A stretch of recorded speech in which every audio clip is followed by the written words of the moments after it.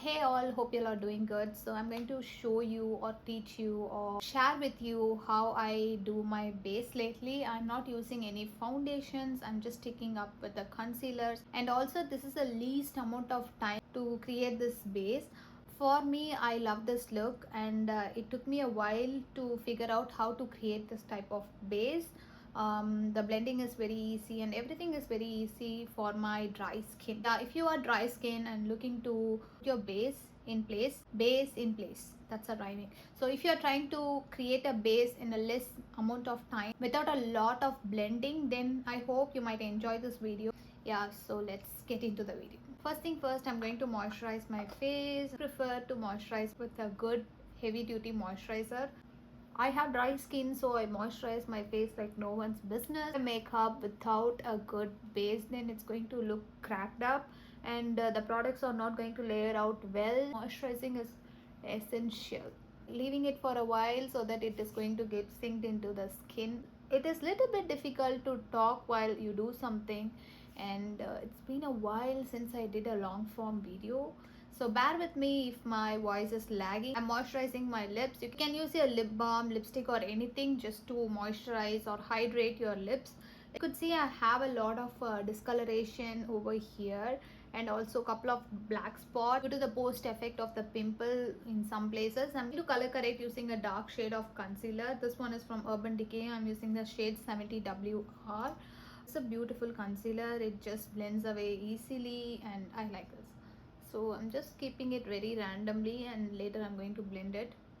Though I moisturize my face well, I still feel it is a little bit dry. So I am lately using this technique. It's using your setting mist on your brush, leaving it to set for a while, and then start blending it. This is going to set the makeup and also not make the product to look patchy or cracky on the skin. The trick is to take the setting spray in the brush and leave it for a while, so it's going to dry up for like around 30 to 40% and giving you the hang to blend the product. Also it's going to set the product, right, because it's a setting spray. By this time we already have a lot of videos on how to do your base, but this is the way how I am doing it and it works for my dry skin. So I thought let me put it so that it could be helpful for any one of you. And I'm taking a little bit of concealer on back of my hand where we had that setting mist, and tap it over the places wherever I see pigmentation still peeking through. One more point is to blend very gently. If at all it's going to take away the coverage of the product. At this point I feel like my skin has been evened out, and also the other product is going to layer on without making it ashy. House Lab, and this is in the shade medium golden 34. This is a concealer which is slightly lighter than me but not very light. So I'm not going for a heavy makeup look. I'm going for a good subtle, but at the same time it's just going to look like I put some effort to get ready. I'm not going to use any foundation, so that's the reason I'm just taking this concealer heavy handedly. Setting mist like that, plot it on my hand, and then I'm going to blend it. This time I'm just making the setting spray to dry down only 10%. I'm directly taking it to my face because I want the concealer to act as a foundation. This technique is going to dilate the concealer a little bit and make it to blend along with the skin. If you think any of your concealer is heavy, then you can use this particular technique to work with that type of concealers. So this is how my skin looks up close. Layer it up with a little bit of blush. Using a red color blush. This is not even a blush. This one is the Fenty lipstick. I'm using it as a blush. And again I'm going to take my setting spray, put my brush and take it like this. At this point my blush might look too much. Trust the process. Honestly, this side I took it a little bit too much unknowingly, but it's okay, we can work it out if you took the right quantity, and this is how it should ideally look like. Side the brush. For powder I'm using this one from Huda Beauty. I'm remove the excess, directly plot it. So I'm using the same brush, just that I remove the extra and tapping it very gently on my skin so that nothing is going to get disturbed. If you see me directly going on without tapping out the excess, which means I'm barely touching the product, so there is no need to get rid of the fallout. So taking on top of my eyelids and also the places wherever I think I need to set it up. I'm going to go a little bit overboard this side because I need to tame down the blush. This is how the face looks once I set it up with the powder. So we are almost there. To do my eyebrows quickly.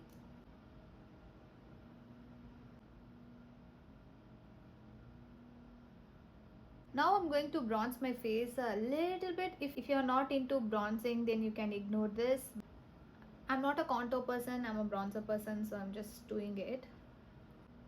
And I'm using the same brush. Also, I'm just blending it into the foundations. This one is from One Size Beauty. This is in the shade Dark Trio. So this is how the shade looked like. I used this one for bronzing and I'm thinking about using this one to contour my nose. So yeah.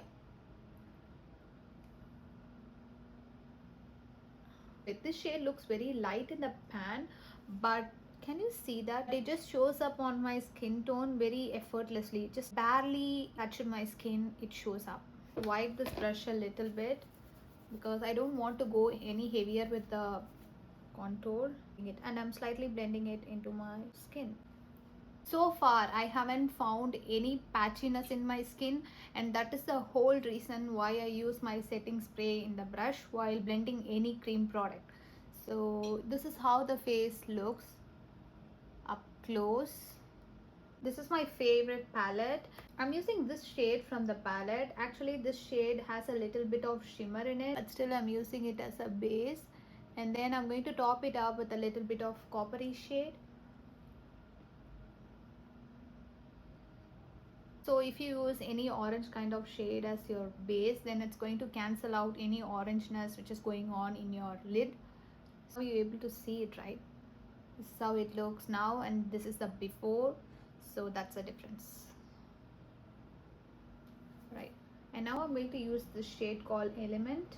Yeah, this is a good neutral eyeshadow for me. I like it. I did apply some kajal and smoked it out. I just stopped describing the eye look because the video is more about the base and not about the eye look. I already have some mascara, so I'm just, giving it a little layering. Yeah, so this is how it looks like. A golden color eyeliner to open up my eyes a little bit, nothing crazy, just a little bit, because I already have a big eyes, so I'm just using it in the corner. Hope you're able to see the difference. A clean brush and tap on the fingerprint area just to settle things up. Gold kajal is just a replacement for the beige kajal. Generally any cream or beige shades of kajals are used in the lower waterline to open up the eyes a little bit or to create a little bit of doll like eyes effect, but that suits more for fair to medium skin. But for us dark to deep skin, gold goes well. I did not find this myself. I saw some other video and I thought this is interesting, so let me try it, and it worked. We cleared the fingerprint mark also without any product, just using a plain brush. Finished the look with a lipstick. I'm removing the lip gloss. So this one is a lip liner or a lip stain from CoverGirl. I'm not sure why it came in a pen like dispenser. Maybe the idea is to use it as a lip liner, but it really did not mention to use it as a lip liner. I am using it as a lip liner because it's going to stay for a longer period of time. This one did not budge or smudge at all, so this one goes well as a lip liner. I'm going to top it up with lip gloss. To add a little pigment to it, you can use any shade. I'm using a mauve shade. I generally do not buy pigmented lip gloss. I just buy a clear lip gloss, add a little bit of matte lipstick, whichever I like for the look, get the job done.